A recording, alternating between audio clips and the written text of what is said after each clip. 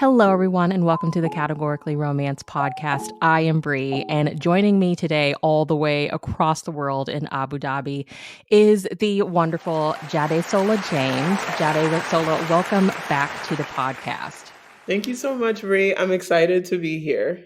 Tell me so you've moved. So tell me all the things, 2022, how has it been for you? How is the new location? Tell me all the things. It has been absolutely mad. So I relocated in December to Abu Dhabi for work. I work in academia and I had a baby in March. So I immediately Congratulations. relocated for the new job. Went and I was on bed rest for a while. It was madness. So it just feels now that things are starting to settle down. Like my daughter, she's at that golden baby age where they're not quite old enough to move by themselves, but they're old enough to like hold their heads up and smile at you. And you can sleep at night without checking to see if they're breathing every 3 seconds. So it's been a wild year. It's just starting to feel like it's settling down, to be honest. But I'm I glad to mean, be here. talk about Wonder Woman. You are having babies, moving across the world for work in academia. Like, bless you, okay?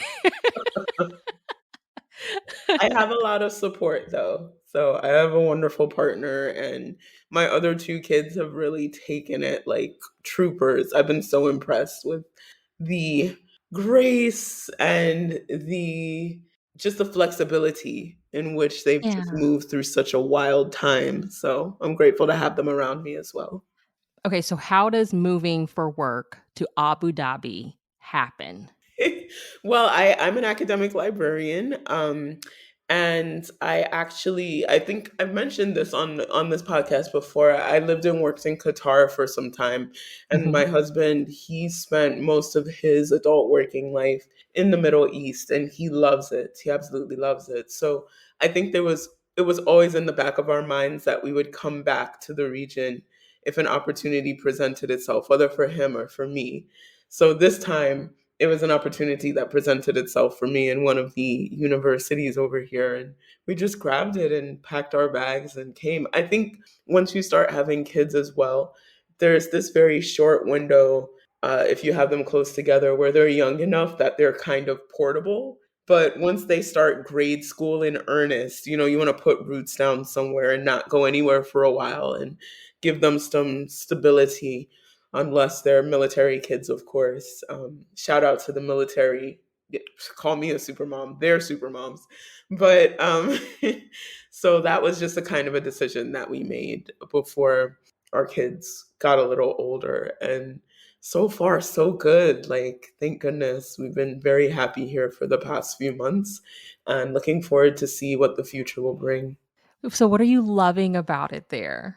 I mean, I know y'all are already Middle East fans. I love I've only been to I think I told you last time I went to Doha, Yes. and I was only in Doha for like a week, but I love the city of Riyadh in Saudi Arabia is just hands down I think one of the most beautiful places ever. But what are you loving? Are you loving have you tried some cool food places? Like what's the book scene look like over there? Like what are you loving about it? Oh, well, so I haven't really been able to go out until Okay. recently because of the newborn. But the food scene is definitely what it's about. Oh, I went to this amazing Lebanese place a couple weekends ago with my husband, and we're both sitting there. And it was funny because both of them, Lord, that shows you how little sleep I'm getting. Both of us thought we heard a baby crying at some point during the meal when so You we're thought it dealing was with the yours. phantom cries. Exactly. But, just being able to go out and experience some of these things that we did as non-parents with our kids, I think is really fun too, seeing it through their eyes. And also, I think community is much more important to me now too, that I'm older and that I'm more settled, and it's not just me, connecting with other moms and with other families and with other writers as well. There's actually a very thriving writing and art scene I'm a part of a local group that meets weekly to write together. They have two sessions, one virtually, which is the one I usually go to, and another at a local restaurant.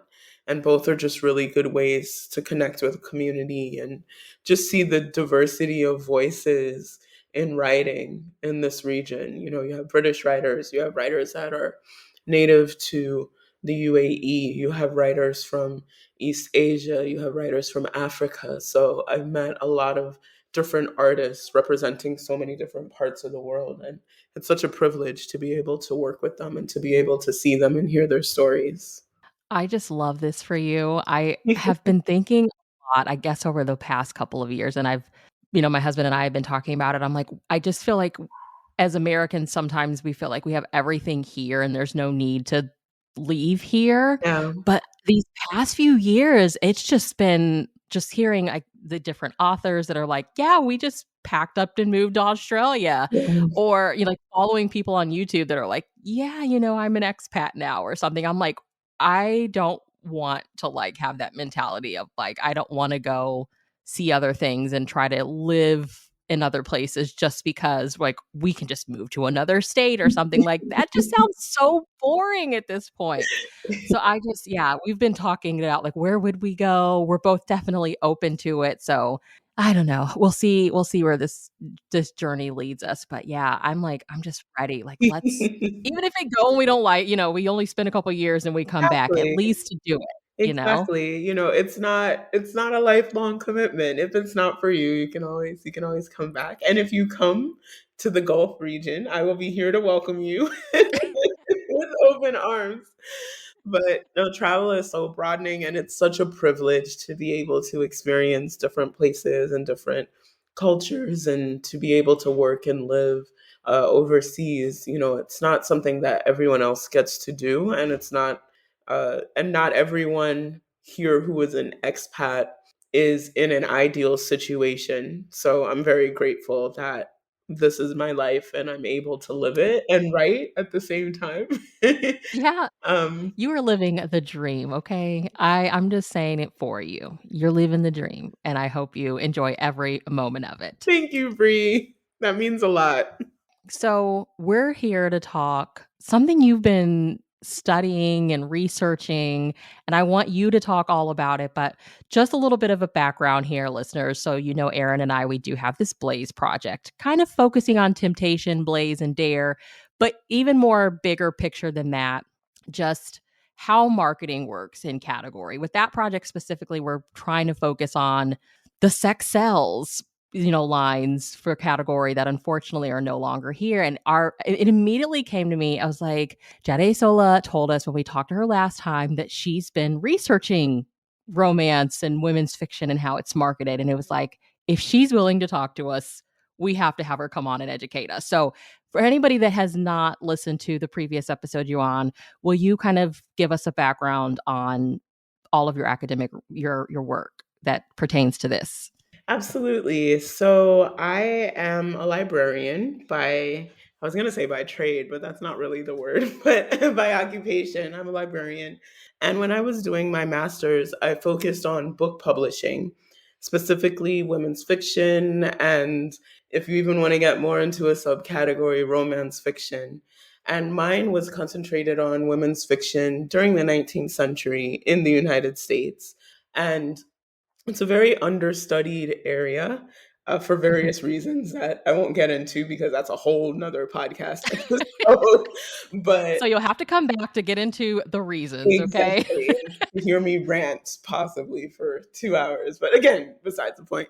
Um, so I developed an interest in the way the market for romantic fiction was created, specifically in the United States. And it's interesting because the United States parallels the United Kingdom as well. You know, when things were happening over here, the same thing was happening in Great Britain. And a lot of the same stories and the same authors were repackaged and republished and reprinted and even sometimes pirated on both sides. But what was most interesting to me was how the market was created and how these books were given the appeal and the audience, and it just became a genre that grew and that turned into something else that birthed Harlequin, which of course, which produced Blaze, and is sort of the ultimate. When you say Harlequin, you're saying romance when it comes to romance writing. So Mhm. just that history and where it started. A lot of these romances started in periodicals, and the marketing and publication of these um, cheap novels and magazines and story papers. I think their success really lies in their distribution. These stories are on newsstands all over the country, and they flourished, and they were distributed from New England to the Great Lakes and in big cities like San Francisco and New Orleans and even parts of Canada. They were sold in drugstores, they were sold in the waiting rooms of train stations. Pushcart vendors and newsboys would be hawking these books, and the variety that they were able to satisfy to their customers was absolutely dizzying. They could read all kinds of different types of romance. If they wanted to read about sheikhs, they could. If they wanted to read about factory girls, that was a whole subgenre. If they wanted to read about housemaids who fell in love with rich and prosperous millionaires, in those days, they could. If they wanted to read about women who were being pursued across some exotic continent by a man that was just determined to have them in every way, shape, or Yeah. form they could. And you look at Harlequin, in modern times, and they really kept that model. There's something for every reader. There's something for every taste. So I was really excited in hearing about the Blaze project, because even though the books that I've been researching are obviously not as sexually charged as Blaze was, simply because of culture and what quote unquote proper women could read. It follows a lot of those same patterns and characteristics, and it's all about fulfilling a need. Okay. So take us back. Like, where were you academically wise when you were like, did you come into the program when you entered the master's program, Yes. were you already aware of like, this is what I want to research? Or was it you're just like going through the archives and you come across something and you're like, huh, I have questions about this. Like, how did this specifically come about for you? I had an advisor, and he was a senior lecturer in the program. His name is Fred Nesta, and I say his name because he's a Victorianist, and he is one of the leading voices on the history of women's fiction and this genre, but in Great Britain. And he was producing some work that I read, and I just found it fascinating, just looking at the history of women, because I read romance novels, and I knew about different lines and different subgenres, but just looking at it from a marketing perspective and from the perspective of booksellers in those days and from ghostwriters, in those times, it was just fascinating to me. And normally, when you're in a library program, you're supposed to be, looking at aspects of library science and Mhm. information studies. But instead, I chose to focus on, something historical, which is the history of the book. And that's sort of what drew me into that. And it's a little bit of a stretch, but when you think about marketing and the way information spreads and the way information is passed from person to person, and the different ways in which publishers share this information and the different marketing techniques that they use, it's all part of the science of information and how it gets around the world and how it gets to the end user. So that was the justification I used for writing about book history in a library science program. I think it worked out. I think it worked out. Yeah. And then, of course, I went on to start a PhD, which I haven't finished. I'm not even halfway through. I don't want to think about that right now. But now, I can fully embrace the topic since it's a history, since it's a history degree. Okay, so you're gonna continue to kinda just build upon the work you've already looked into, already done? Yes, I want to expand on it. There's so many different things I want to touch on. I would love to touch on the history of romance literature in the Black community, and there's a lot of wonderful history there to explore. I would love to do a deep dive into Harlequin and its marketing techniques over the years because, Yes. yeah, And come talk to us about it. yeah, I mean, I have a little bit that I looked at today that I wanted to talk about, um, and specific to Blaze as well because Harlequin they have it down to a science. Like I take my hat off to them, and they've had it down to a science for decades and decades, and it's such a privilege to be able to write for them and be on the author end, but also be able to see what they're doing on the marketing end as well.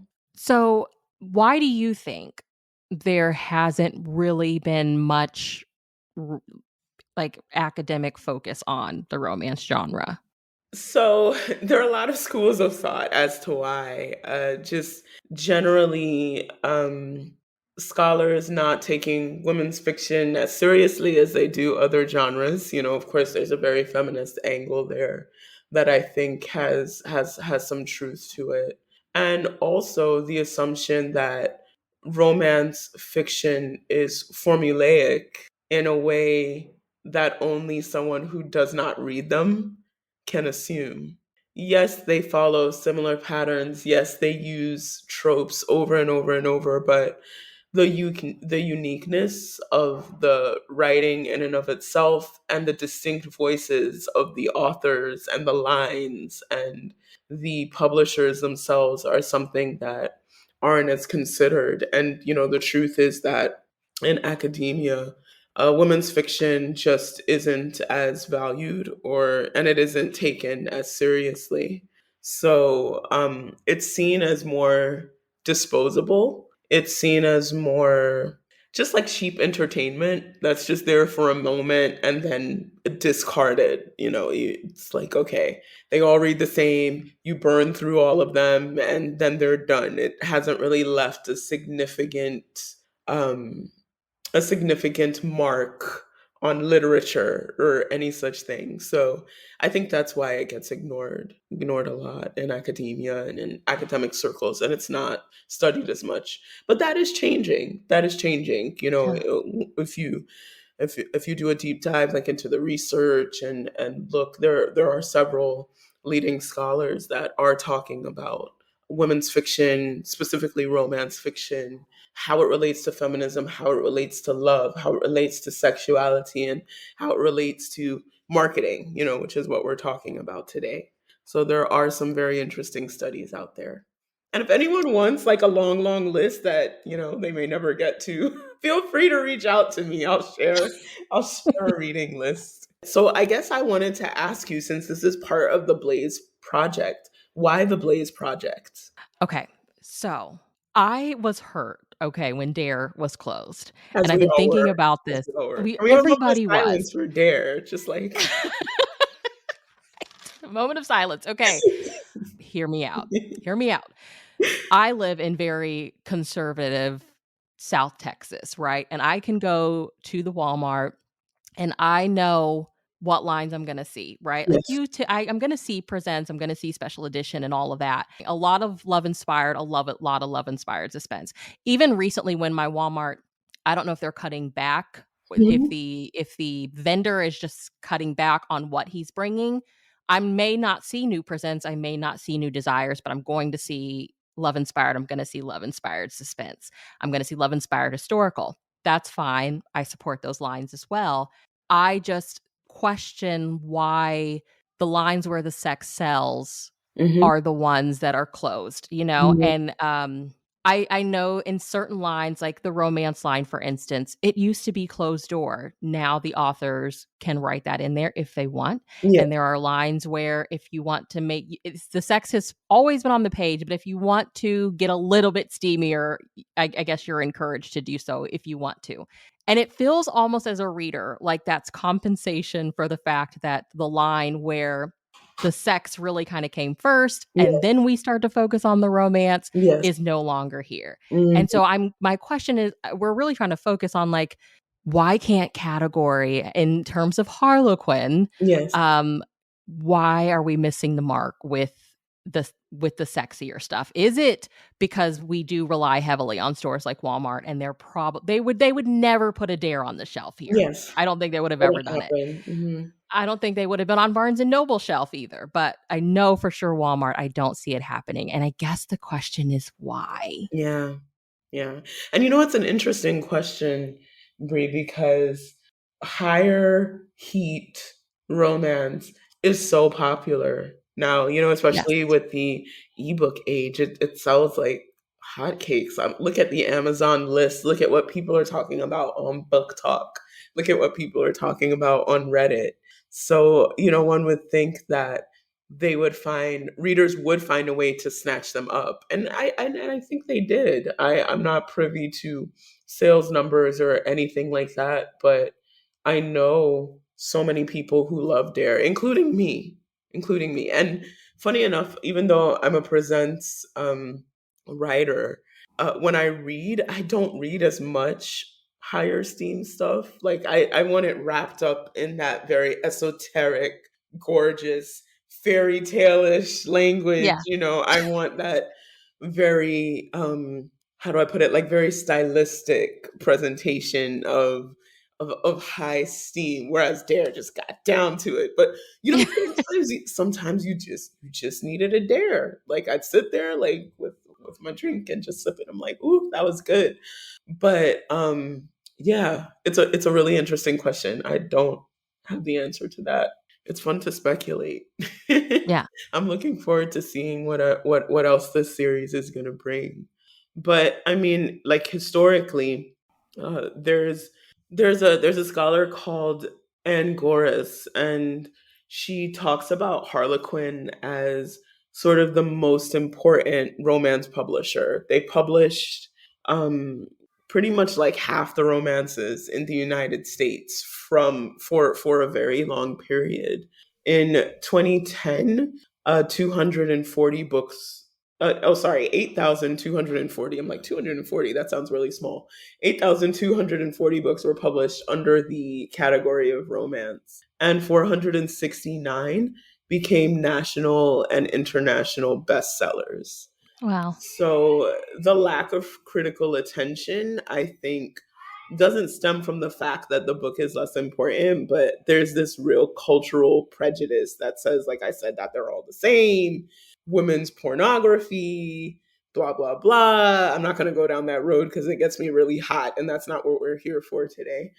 But This is your show, okay? Whatever you wanna share, you share, so but I mean, that that very recognizable look, um, I think a lot of critics equate that conventionality to inferiority.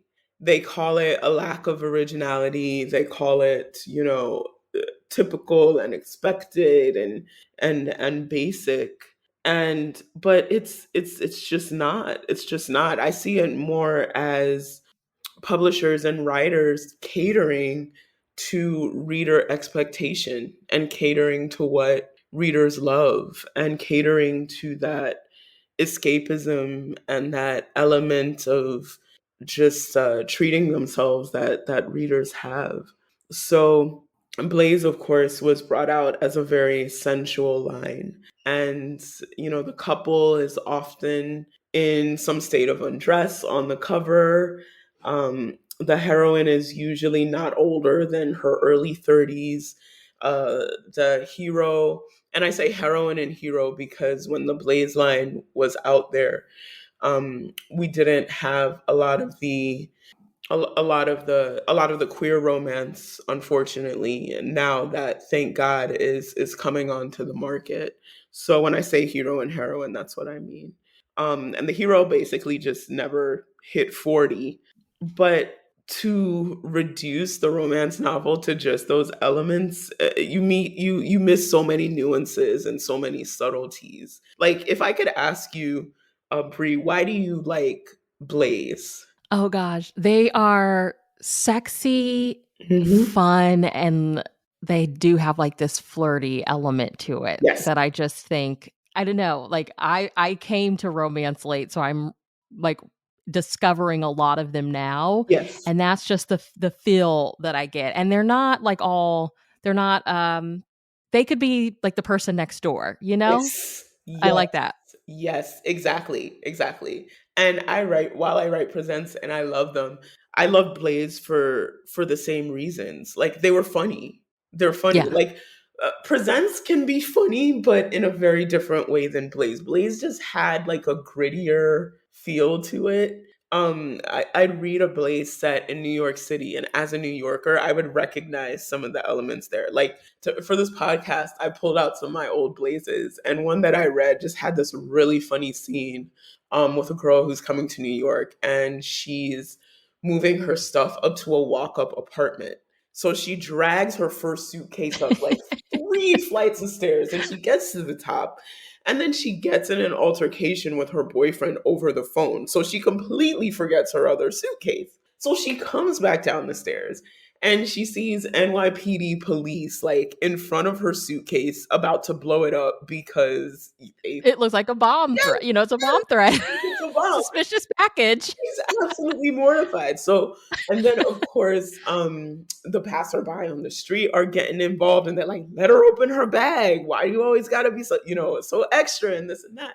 So she opens her bag finally, and then of course it's full of the most frilly, ridiculous underwear possible. So and the cop is a real D-bag. So he's like going through her underwear like piece by piece. And of course the underwear makes an appearance later in the story when she and the hero meet up, and it's, just very, but like you said, it's just very sexy, it's very flirty. And when I was doing research, there's a scholar on marketing and women's romance. Her name is Pam Dungy, and she specifically talked about the Blaze line. So a lot of what I'm going to say today, like historically, I got from her. And she said that Donna Hayes, who is president of Harlequin, um, she cited that 22% of American women were between 21 and 34. So 22% of the women in America were between there. And Okay. their readership demanded for more sexy editorial. So and Blaze was also written in and from the same world. If I can just take us back to sort of like the late 90s, early thousands, to women who were watching Sex in the City and sipping cosmopolitans, and they just had a very modern, empowering woman approach to sexuality. So there was that element of lust, but women were doing the lusting too, and there was that element of mystery that's always been there when it comes to the hero. But now the male was allowed to be a little bit more relaxed, a little bit more down to earth, and you had cowboys in the line, and you had firefighters, and you had just these really strong male but strong female characters as well. And they weren't strong in the way that they had been, I would say, like in the late 19th and early 20th century, where they were just more I guess sassy. These heroines are stronger in other ways too. Like they're like career women with hopes and dreams for themselves, and they own their own sexuality, and they're on dating apps, and they're dating multiple guys until they settle down with that one true love that brings them the happy ending, because of course in romance there always must be a happy ending. Yeah. So they wanted to create love stories that women would recognize. And it was marketed as their sexiest series yet, So you have this intersection of fantasy, of course, and both the male and female gaze, and playfulness and innovative plots. And they were just allowed to have a little fun and have all and dial down some of the emotional intensity, and also get women's family and friends involved, and just package all that up into a 60,000 word story. So, yes, it was formula fiction, it was standardized, but its purpose, we got to look at its purpose. And that's why Harlequin has been so successful, right? They just had this singular focus on escape and entertainment. Yeah. And their catch line is, we've got something for everyone. And yes, Yeah. while Blaze was incredibly, an incredibly sensual and sexy line, it always comes packaged with this emotional romance that parallels the sexy good times. And even Dare had that too. There always just was like a deep emotional connection, even along with the more erotic elements of the story. And Harlequin, I think, to me as a reader, it's almost like it's an old friend. It's dependable.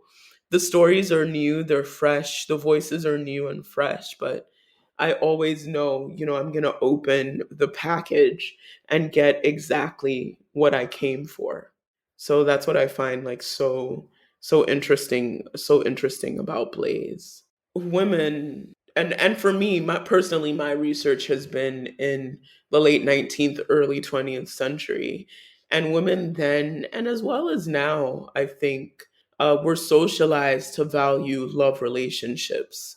They were socialized to want and to value courtship and marriage and commitment. And they were socialized to see the man as a bit of a mystery, But as romance has progressed and as lines like Blaze opened up, they broke those expectations a little bit. That marriage and courtship weren't always the end game for every heroine, and the man wasn't always such a mystery. Except in Yeah. Presents. We love our mysterious men in Harlequin Presents. We do. Well, I find that interesting because I was listening to a podcast some months ago and they were talking about how, we're living a lot longer now. So there's not like this rush to get married at like 18 anymore, because Exactly. by the time you're 30, you may be like, I can't stand this person, So now it's like people are waiting until their 30s or 40s to get married, because we're living a lot longer. So to know that like that came out especially after Sex and the City, which I think was like the first time on television we saw like women unapologetic about the sex and the relationships that they were having. It just makes total sense that we would see that reflected in the genre. So did you come across anything like how did they market this when it was coming out? Did you come across anything with that? Oh yeah, like I reading up on this, I just gave me like a newfound respect for Harlequin. I'm like, y'all had this locked down.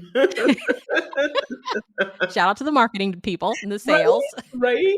So now I am not a marketing person at all. Disclaimer. I study how romance books are marketed, but I may screw up some of the language. So if there's any business person or marketing, Forgive us. Okay, forgive forgive us. us. And feel free to write in and send us a correction, which we will lovingly share with Yes. everyone. But so according to what I looked at, so Harlequin in the Blaze era and beyond and before, they used integrated marketing, which is called IMC strategy.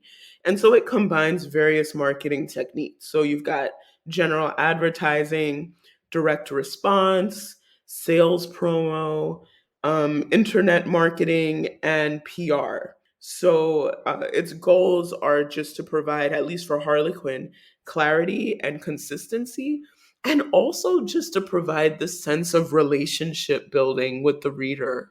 Um, I read something once that's really interesting, and it says that it's easier to keep the readers you have than to get new ones. So, Ooh. yeah. And also the age that most women reported being at when they started reading romance was as a teen. And that's true for me too. I probably picked up my first romance at around 14 or 15. So if you have these very young women, 14, 15, 16-year olds, I think the average was at about 16 years old. So I was 2 years early. But if you have these girls reading romances and continuing to read romance until they're quite old, or until they're not reading anymore, that's a long time to have Yeah. someone reading Harlequin. But a lot of the people I know that read Harlequin have been reading it for that long.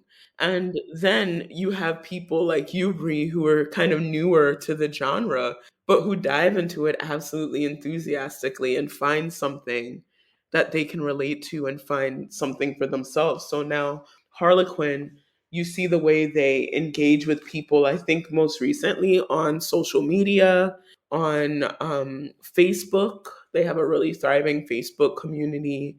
But they also do sales promotions.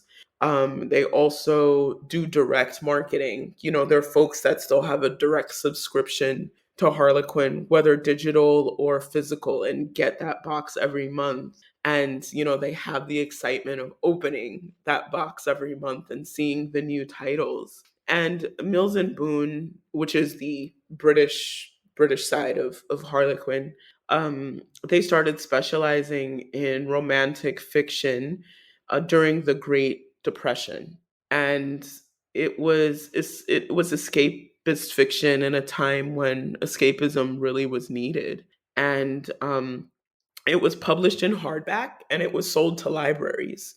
So you had folks who maybe necessarily didn't have the 60 cents or whatever a paperback or book might have cost in that time, but they could go to the library and buy it and see the new ones as they were coming out. So just that idea of knowing where the consumer is and knowing what resources they have to publish those books and making sure those books are there is really important as well. And I think especially in the early thousands and late 90s, Harlequin did this very well with Walmart, as you mentioned before, and even chain bookstores like Borders and Barnes and Nobles. So during the 20th century, Harlequin hired a Harvard Business School graduate, Mr. Heisey, and he had 13 years experience at Procter and Gamble. So I don't want to missay the date. I'm thinking probably this early 70s he came in.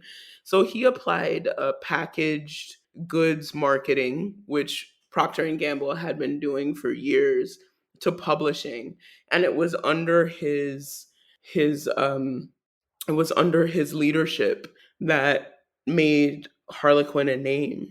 So distribution was so important, and he was selling the books in the same places as other things. So finding out where women went and making sure these books were right in front of them too. So drugstores, supermarkets, in some cases department stores. As you're pushing your buggy, you see a display of Harlequins, and they're not that expensive. And you pick one up and you throw it in the cart and you take it home. And this happens, a couple of times every month with, That was me literally a few days ago at the yeah, Walmart. I same. was like, "Hey, new Cynthia Williams, in you Yes, go." yes, yes. And the Walmart piece is so important because think of how many Walmarts there are in the United States Yes, yeah. and how many eyes are on books. And these are the people who may not necessarily have a Harlequin subscription, or may not want one, or may not be able to afford one. But it's when they have, when they're shopping and they see a book and it's 4.99, or it's on special and it catches their eye and it's a line that they love, toss it into their shopping cart and take it home. So just that combination of different types of marketing just kind of put Harlequin in all these different places where readers would be. So that really got the books out there, and it was an effective marketing technique for them. Yeah. Hmm. Okay, general ads. Yes. Can you explain that to me? Is that what is it when you, like, read the Harlequin and you'll have the ad? that may be there, like, halfway through the book. Is that an example of that or no? Absolutely, and it was used in and it was and is used in romance book marketing. I think its golden age was probably when people were doing more of receiving books through the mail. You know, you not only Harlequins, but like the Avon paperbacks and the romances, the historical romances with Fabio on the cover. I love Fabio. Fabio is a whole vibe. And it's funny because I'm not attracted to men that look like Fabio, but just for the fact that he is Fabio, like you gotta Yeah, respect that. You gotta yeah. respect that. Like, He's so iconic. thank you. He's an icon. He is a byline for the woman's romance hero. So hats off to you, Fabio, if you're listening. Um, but in the 70s, there were actually a lot of television ads for Harlequin romances. And Are you serious? was like, why can I went on a YouTube hunt and I found some, but it's so dope. And as recently as 2000, there was an ad in Europe with a woman like on a train and she opens up a Harlequin novel and she's like transported. I think it was a romance. She opens up the novel and then she's transported to like this luxurious bubble bath, and it's just like gorgeous and soft lens shot and beautiful. And then she closes the book and she's back on the train. So On the train. but that's what it is, right? It's that sense of escapism.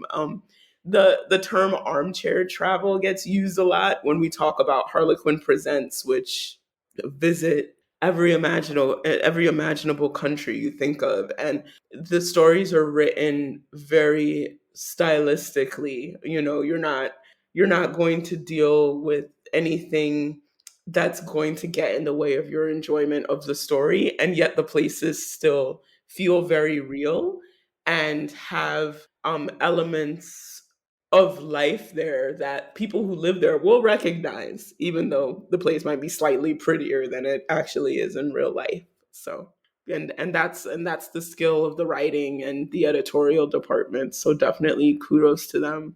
Another way these books were advertised, and I very vaguely remember this, but in ads in women's magazines. So yes, Interesting. historically, women's romance has had a very, very close relationship with women's magazines. So you have full page, beautiful, colorful ads, ladies' home journal, and other magazines that are popular in North America.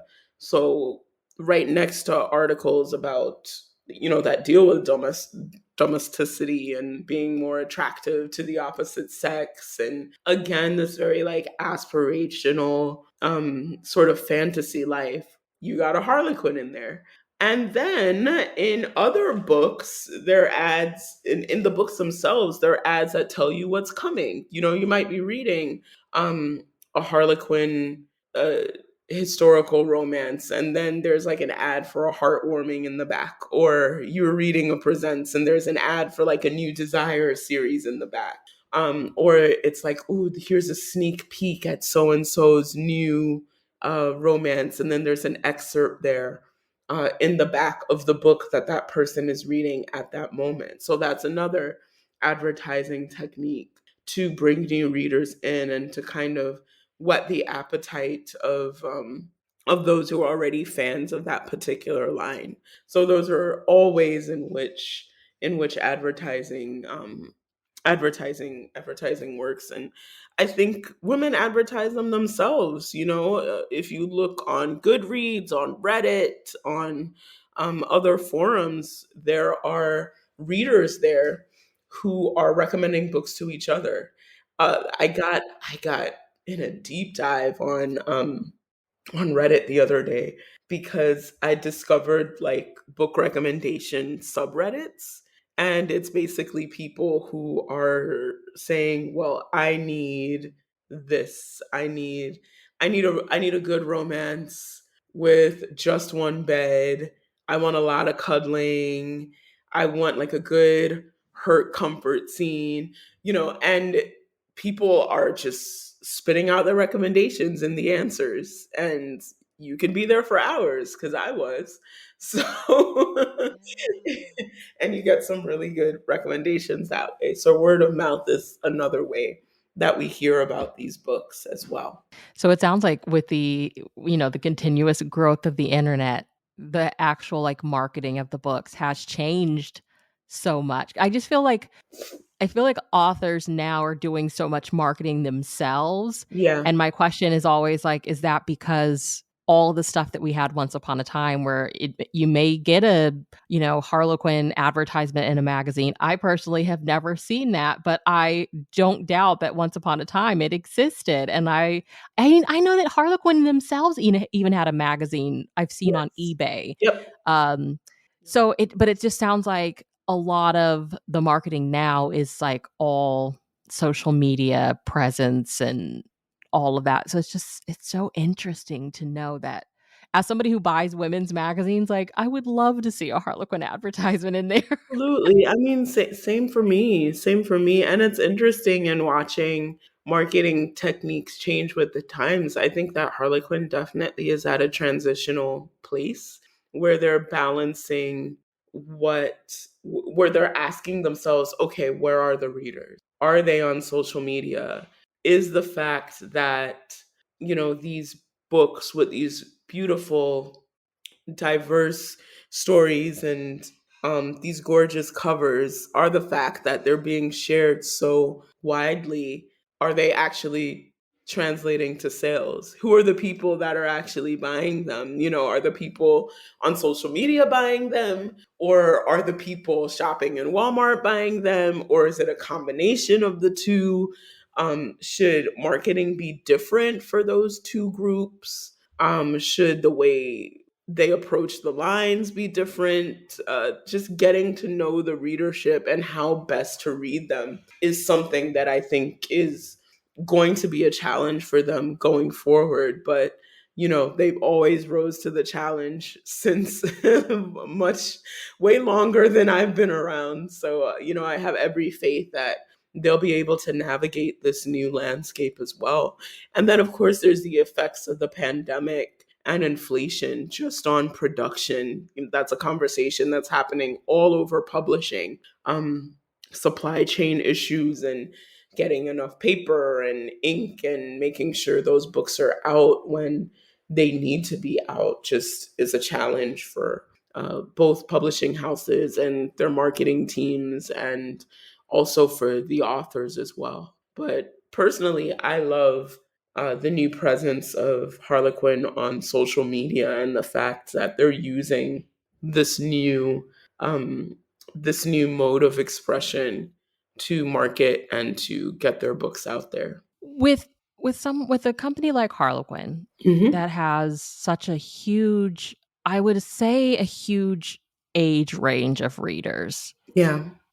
I'm trying to make this make sense. Like, I'm thinking of, like, that big group of, like, 21 to 34, Yes. right? And I can totally see those women, especially back at that time, and what they would want.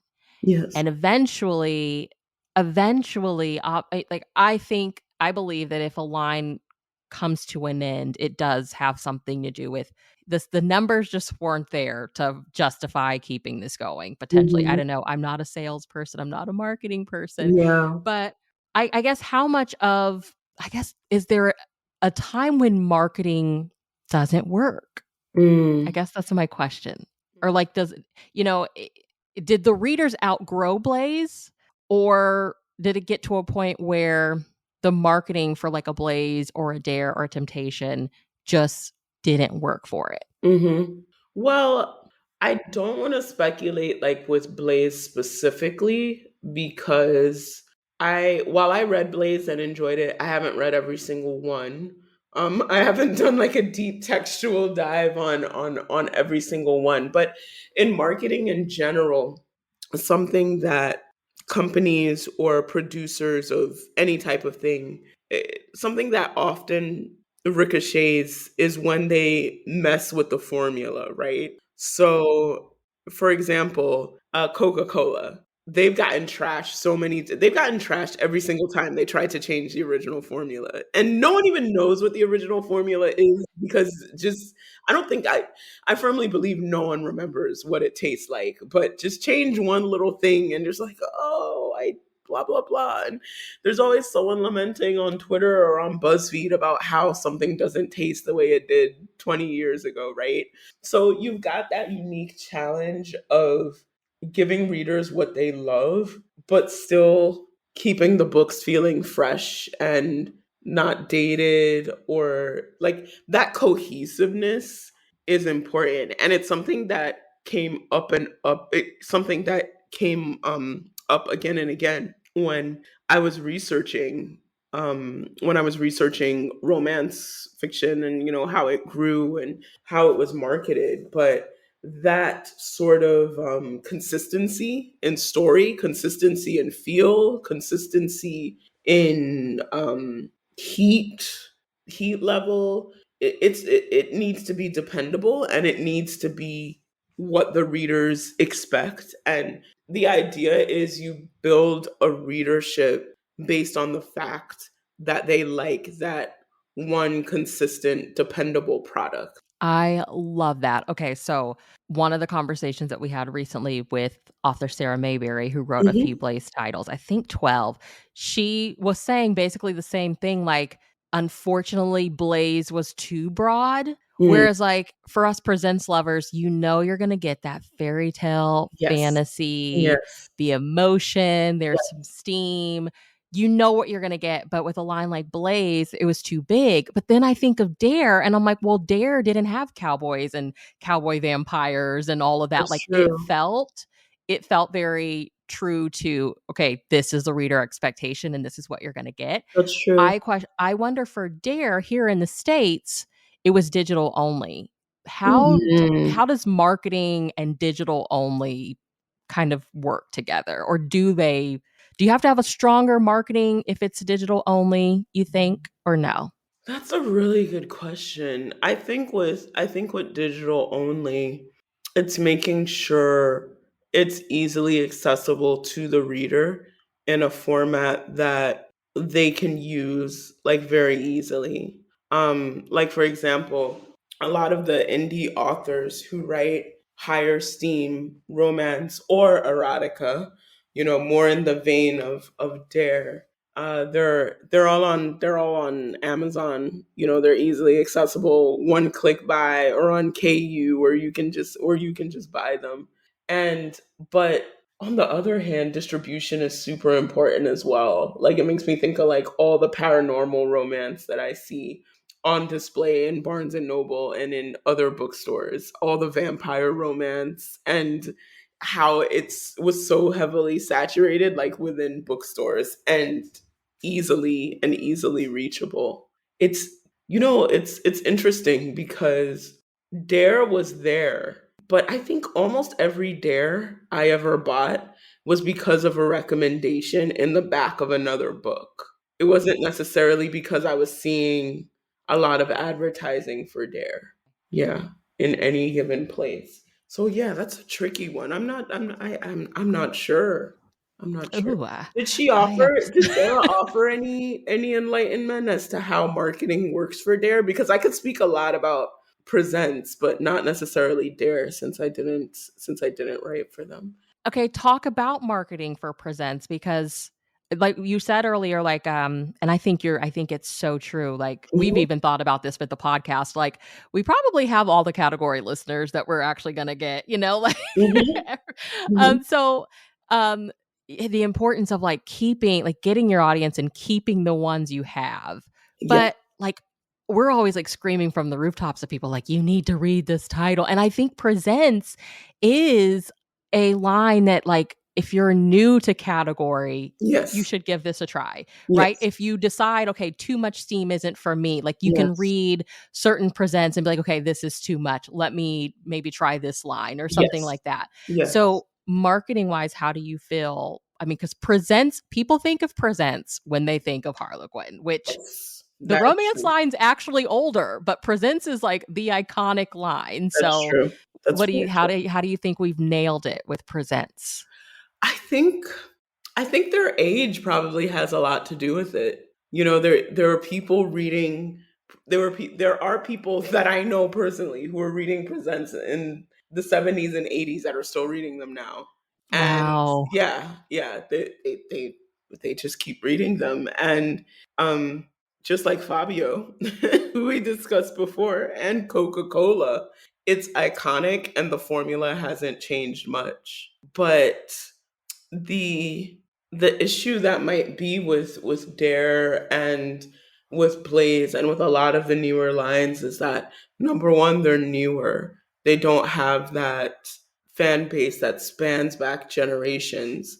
And then Yeah. on top of that, if they're quite broad, then you're going to have readers, and I hope this makes sense. You're going to have readers that are going to be enchanted by individual books, but not necessarily the line. Mm. Okay. So Yeah. if you picked up a book in the Dare line and it read one way, and then you picked up another book in the Dare line and it read completely differently, and it had none of the elements that made you love the other Dare book, you may not return to the Dare line. Whereas Presents, the elements that someone loves, like in a Maisie Yates book, are also going to be present in a Lucy Monroe, are also going to be present in a Jackie Asset, are also going to be present in a Maya Blake's, or also hopefully going to be present in one of my books, right? And you just keep coming back to the line because you know what a Presents is going to give you. And So, that's probably where, like, the power of the subscription box came for, like, yeah, once you have that hardcore dedicated reader, I read whatever presents comes out. I'll just subscribe to the box. Um, exactly. when you're too broad and it's too much going on, I think that's probably where you lose Exactly. that dedication. Okay. Exactly, exactly. Like, okay, so if I were doing it, and again, I'm not a marketer by any We're means, not marketers here. way, shape, or form, right? Like, I would try to land on that element that kept people coming back, and then just make it like super simple. Like, let's have two or three elements that keep people coming back. Like, if Blaze was all, haha, pun intended, firefighters, right? or or if they were all cowboys, or if they were all something, and I'm probably oversimplifying it and talking myself like into a corner, but just like if you picked up five of them and they all had the same exact vibe, the same exact feel, people will want to keep feeling that thing over and over and over again, which is why they would keep buying more of that particular line, because that historically I think is what's worked for Harlequin in the past. And historically, it's those lines with those very strong association, like Presents, like Love Inspired, and like Historical, that keep doing very, very well, despite all the changes in publishing. So I wonder whether some of these sexier contemporary lines aren't too sort of all over the place. But then again, I don't want to make decisive statements because I haven't read every single book in every Every single one of them, line. yeah. Yes. Yeah. I just know with Blaze, there's, like, historicals, there's some time travels. Yes. I've read the cowboy vampires, Yes. it's like, this Yes. is a lot going on It in is. this line, and it's Yes. fun to read, but the more that I sit and think about it, I'm like, if I pick up a medical, I'm picking it up for a very specific You're thing, picking it up because you and want a medical. Yeah. yes, and it's like, well, with Blaze, was its downfall, we didn't really have, like, a box to kinda stay in. And I think it is because I mean category romance is called category for a reason, right? Everything's arranged in in different categories. So it's so for Blaze, like for me, I would never, I don't like vampires. I don't like vampire books. I do not. I will say that categorically anyway, anytime. I don't like them, whether they're historical, whether they're, I don't like Dracula, never like Dracula. Right, I don't care if they're sparkling in the Classic. sun. I don't, and Twilight, don't even let me start on Twilight. There are there are amazing writers of prose that write vampire fiction, but it's not for me. So if I subscribe to Blaze and I open a box and I got two vampire romances in there, I'd be like, no, This this isn't isn't me. working for me. Again, it's that expectation. So if I were to hypothesize, and I don't know, maybe this will turn into another research paper, who knows? The one thing that I can point out, because it's not the quality of the writing. The writers are amazing. It's not the quality of the editing. Harlequin editorial is just full of really dedicated and amazing editors. So I'm wondering if there's just too much variety within that Mm. one category, or if that one category maybe shouldn't have been broken like into smaller categories. But then again, you have other lines like you mentioned Dare as a specific example that also that were more specific, but also didn't last as long as some of the other lines. I mean, So it also could be, and this is getting way out there, but it also could be national feeling at the moment, cultural trends, um, cultural criticism. All of these have factors on what people are reading as well. Because I wonder, so we talked with like Blaze, I think it's safe to say, which it came off of, the backs of Temptation, which was Mhm. already there and established. And then Sex in the City happens, and then boom, we're getting Blaze. And then I wonder how much like 50 Shades kind of inspired Dare, but that felt Mm, like such a quick thing, yeah, like people still talk about 50 Shades, but it just felt like, I don't know, Sex and the City people like still talk about all the time, and yeah, like 50 Shades, it just felt like it had its moment. So I wonder of that, did that desire to like put out something that pushed the limits a little even further than Blaze, yeah. did it just like come and go really quickly? Like, okay, it's time to move on. Yeah, like 50 Shades was very flash in the pan. Like you're right. Like it was there and everyone was reading it and then it wasn't. That's a really good observation. But then again, I think of other like erotic high heat authors that are very, very popular and have been popular for like several years, and Yeah. they're doing well. So why are they doing well? Like what's the silver bullet? That's the question. Why can't we nail it in the world of category? I I don't mean, know. I know Entangled has, like, their Brazen line, which I think they still put stuff out. Yes, they do. Um, I mean, Thule, I don't think they don't have, like, a specific line that's like, "This is high heat." It's just if it's in the story, it's in the story. So, yeah, I don't know. I really wanna know why sex doesn't sell in Yeah, the world of category. yeah. You know, hmm. Like it sells in the Yeah. within the romance genre. Like it and erotica certainly is its own genre. It's just difficult within the world of category. I But I feel wonder like if in the world of, like, like, in standalone romance world, if you Mhm. go to the bookshop, like, if you see a Talia Hibbert, you're like, "Okay, I know Talia goes there." But when you look at her Yes. covers, you don't necessarily know Yes. that Yes. this is a book that goes there. Yes. So, I feel like across the board, unless you get into the indie romance world, but I feel like nowadays you don't see, like, the half naked guy on the cover that clearly tells you they're going there in this book. That's true. That's true. And there's a lot of criticism, about that. Like people want to know what to expect. They're like, okay, don't give me some cutesy cartoon cover and then I open it and I'm clutching my pearls. And Right. it's interesting, like because some people are like advocating for content warnings. There are book blogs that actually will read the stuff and rate it by the heat level. And you don't have that with Harlequin, right? Like you know what heat level you're getting into Yeah. when you pick up a category romance with Harlequin, which is really good as well. But I know romance readers that won't read category too. So it's And that's, I think, part of how, like, we've talked a lot about, okay, you have the readers, keep them. How do we get new readers Mhm, to subscribe to the world of category? mhm. How do we do it? Uh, Is the marketing that's done now to try to attract new category readers? mhm. Okay. How did you get in? Friends? Friends, yeah. Word of mouth, yeah, no, it's that's a huge thing, like word of mouth and recommending books to people. Um and I got in through a relative. I got in through my aunt who loved them. So, my story is similar to yours in that way. So Wow. that's a really interesting question as well. I don't know. That's a beautiful thing about research, though. All these questions and no I answers.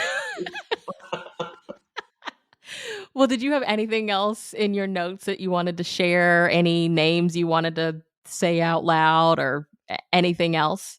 No, not necessarily. Just so Anne Goris and Dungy are two names that I looked at a lot, when just looking at the history of Harlequin and the history of advertising and marketing in Harlequin. So they go really in depth in a way that, but we only had a set amount of time, so I couldn't go into. But it's just worth a think, I think. And looking forward to the future of Harlequin and the future of category romance and where it's headed and what it might turn into.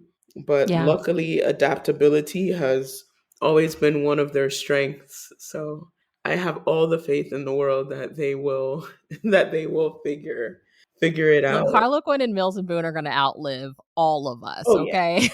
Oh yeah, truly, truly, This truly, will all be our conversation will be, somebody 80 years from now is gonna be studying us sitting here truly. talking about it 'cause Exactly. Harlequin's still gonna But I mean, there's a question for you as Blaze: did you like the wide range of variety within the line, or did you find that like kind of disconcerting? Because for me, it wasn't something that I cared for. But for you, how did you feel about it?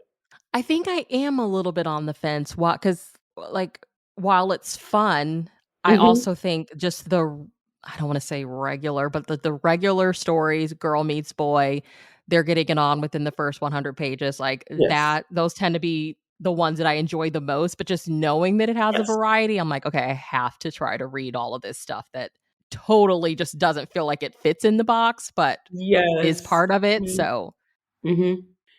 I think, and it might be worth it to compare Blaze to some of the. Now you're making me want to do this, to like compare Blaze to some of the other lines that came and went very quickly, and see if that same trend continues of like just a very broad swath of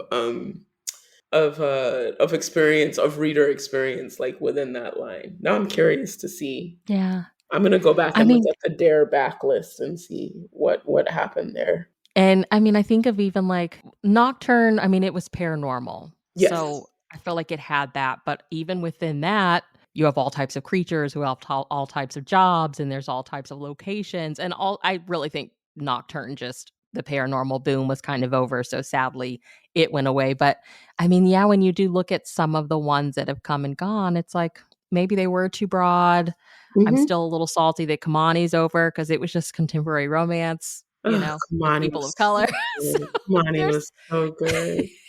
Oh, so iconic covers, beautiful I story. know, I know. Some of the best covers I feel like in romance came from Mhm. Kamani. So what are you working on in the presents world or just writing in general? Yes, I am working on a presents title. It's set in Angola and Portugal. So, and You know how to pick a location, ma'am, okay? You know how to pick a location. I'm swooning already. I'm so done with you. You be having me in a haze for days. So I am cleaning that up. It's due like in the next couple of days. And my editor, if you're listening to this, I will have it in on Monday.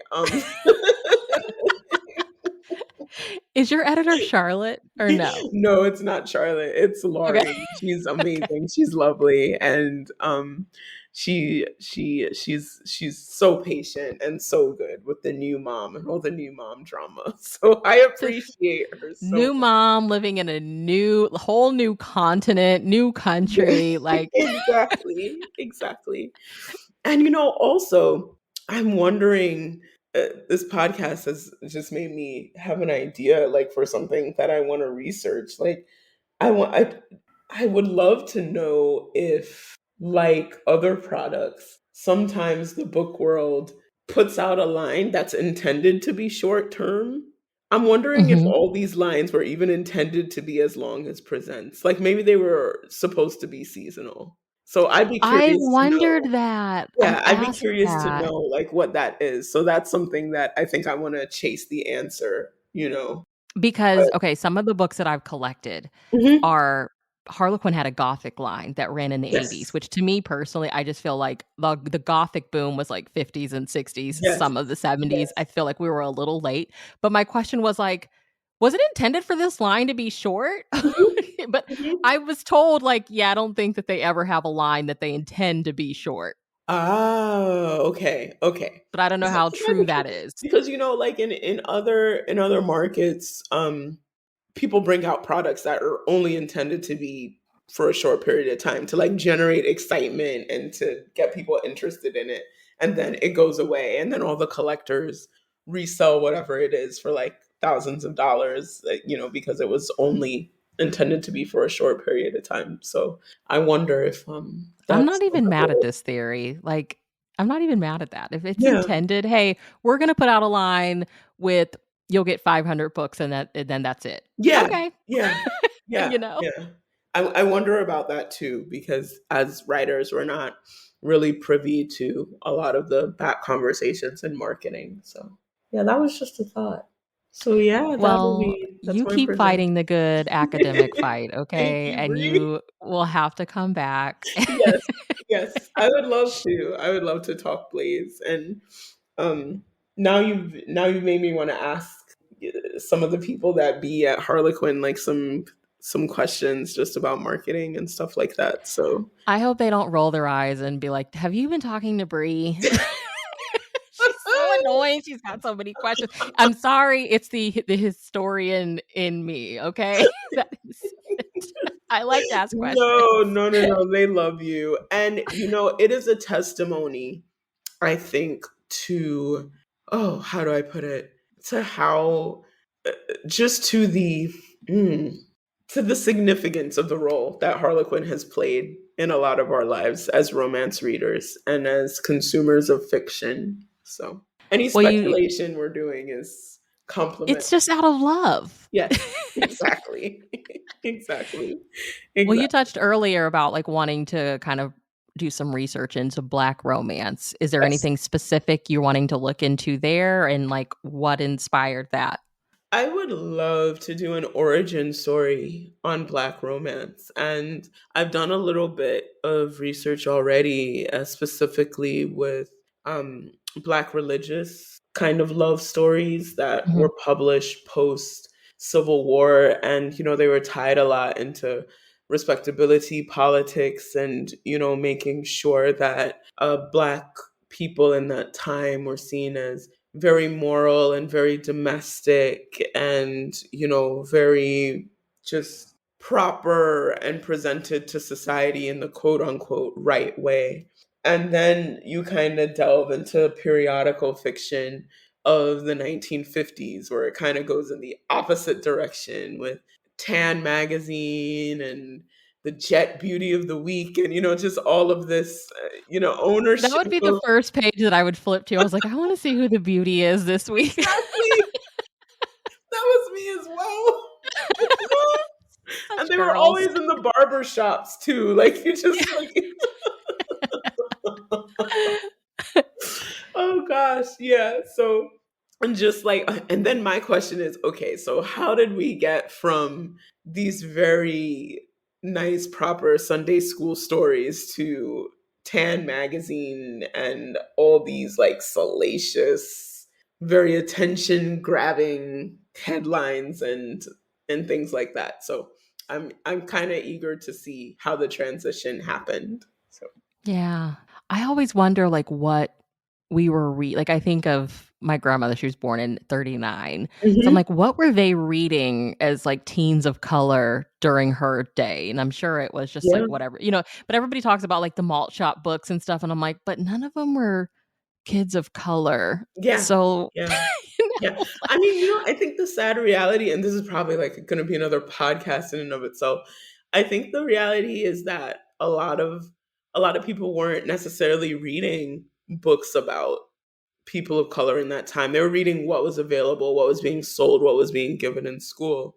And there are some 19th century works of fiction and even works of art that are written like where the subjects are white and the setting is like a completely white setting, but it's a black author. So there was a mm. romance book, 19th century.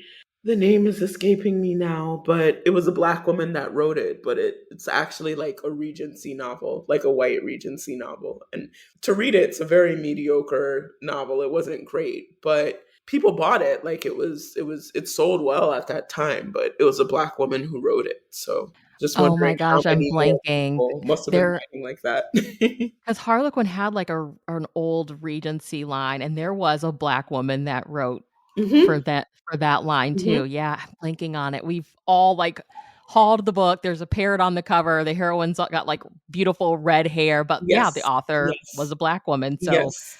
I wonder how Yes. much of that actually happened Exactly. that we don't know Exactly. about.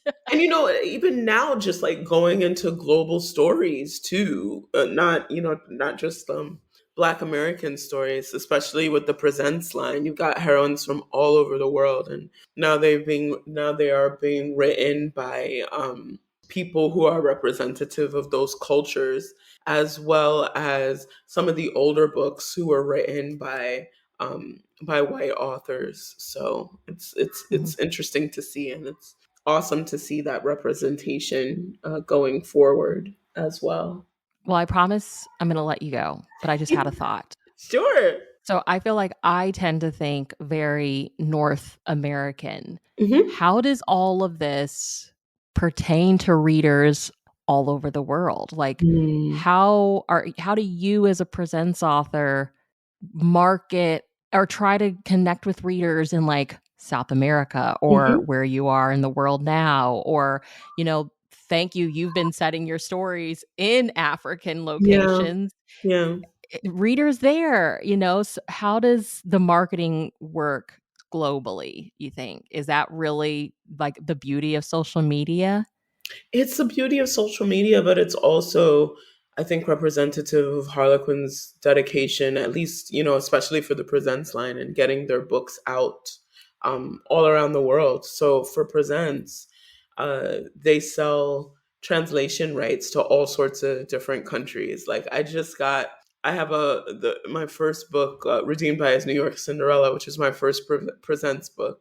I saw it on a French site and people had reviewed it, and it was just so funny to see like my book being reviewed in French. I had to In like drop French? it in Google Translate because my French is trash. And they're in Sweden, they're in France, they're in Japan. There's manga that feature Harlequin titles. So I have to give Harlequin serious kudos for that, like their dedication to getting their books around the world. But then again, even the English title books, Mills and Boon was read so widely, and I say Nigeria because that's where I'm from. In Nigeria by schoolgirls, and they would get the UK version. Of course, Great Britain is closer to Nigeria, but Mills and Boon is a household name over there too. And, young women were eating them up. And I actually had a reader reach out to me via Instagram the other day, and she was talking about the royal baby, He Must Claim, which features, it actually doesn't take place. America is not touched at all. Europe is not touched at all. The book takes place completely in Nigeria and in the Seychelles, two African countries. And she was saying, it meant so much to me to see um, my country represented in a Mills and Boon book, and Yeah. it made me really homesick. She's like, "You really brought the place to life for me," and I was like, "Oh my god, this is why I do. This is That's why why I you do. do it. This is why I do what I do," and it just meant so much. It meant so much. So I love that. globalization, I think, is key, and also social media, of course, helps carry the books around the world too, and also some of these gorgeous covers that are really representative of like diversity and what the world looks like now. They get a lot of buzz on social media. So readers who maybe never have picked up a Mills and Boon book might pick it up because they see that a heroine is set in their home country, or it's a Bollywood love story, or it's in Nigeria, or it's somewhere else. So that's really exciting I for me to love see. that. I love it.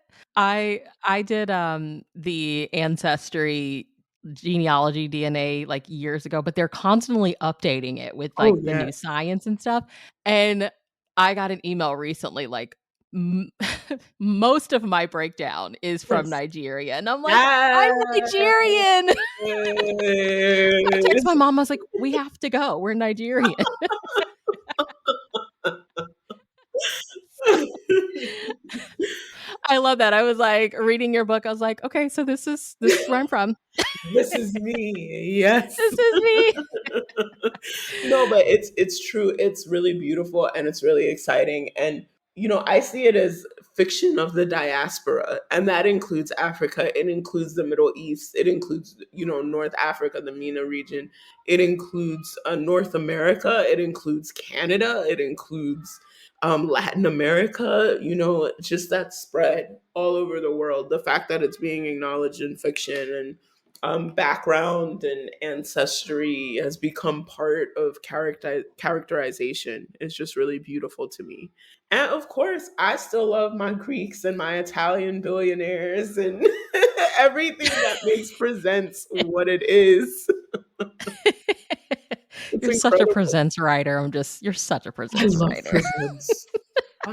I went on a Sharon Kendrick binge the other day, and she is it's just like when you go to a restaurant and you just know what you want to order and it comes and it's just perfect. That's just like her Yeah. books every single time. They hit that spot. They scratch that itch. And there it is. That's the secret to marketing. Just have a book out in your category, in your line, that scratches the itch for the reader every single time. There you go. There you go. Well, tell everybody where they can keep up with you online. So I am most active now on Facebook and on Instagram, and you can reach me also at my personal email, which is jadesolajamesauthor@gmail.com. But I do check my messages regularly on Facebook, Instagram, and Twitter. So, Okay. Well, all of that'll be listed down below. Thank you so much for hanging out with me today. This has been so fun, and you'll have to come back. I'm just oh my saying. God, Brie, I always am honored. So I I would love just to. love that we can just sit here and be nerdy together, Yes, okay? yes. I was, today I was like, you know what? I'm just gonna let myself babble about the things that, I tell my husband and his eyes just glaze over. He's like, someone who's interested. Yes. That's what I'm here for, okay? I am here.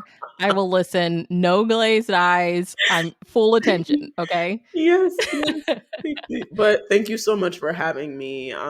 This podcast has just grown and blossomed so much. I've been here from the beginning listening, and it's always such a privilege to come on board. Thank you. Well, listeners, make sure you check the show notes. I will have links to all the places where you can keep up with the Jadesola James, and she will be back. And Aaron and I will chat with you in our next episode. Have a lovely day. Thank you for listening. Bye, everybody.